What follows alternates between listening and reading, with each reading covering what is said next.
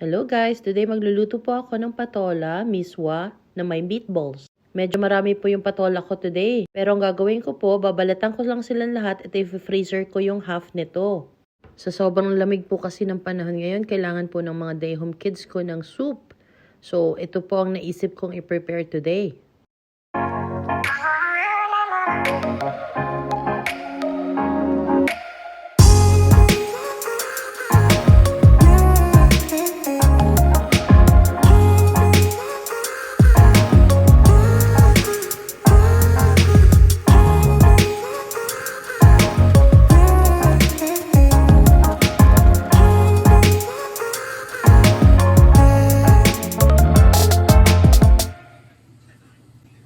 Nagsulat na rin po pala ako ng name at saka ng date.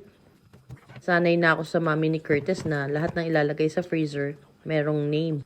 So dito po mag-start na akong magluto. Gamit lang po ako ng olive oil. Dito naglagay lang ako ng mga bawang at saka green onions. Nag-add na rin po pala ako ng salt and pepper. At saka, sinunod ko na rin po yung meatballs. Yung meatballs po, niluto ko yan sa oven for 15 minutes. And meron na rin akong hot water dito para ready na siya.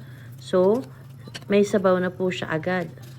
Naglagay rin po ako ng fish sauce, pero hindi pa ako sure sa lasa niya. So, nung tinikman ko po siya, wala po talaga siyang lasa, kaya naglagay po ako ng pork cubes.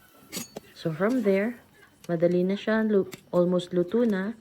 Saka ko naman po nilagay yung aking miswa. So, nung nilagay ko yung miswa, pinagsabay-sabay ko po siya. Medyo mali po yata ang ginawa ko. Dapat pinaghiwalay-hiwalay ko na siya agad. Kasi anong nangyari po, yung iba okay naman, pero yung iba buo talaga. Pero it's okay. Ganyan talaga. Pag hindi mo laging ginagawa, nakakalimutan, di ba? Pero pwede namang gawa ng solusyon. So, ganyan lang po siya. Ang dali lang pong lutuin, di ba?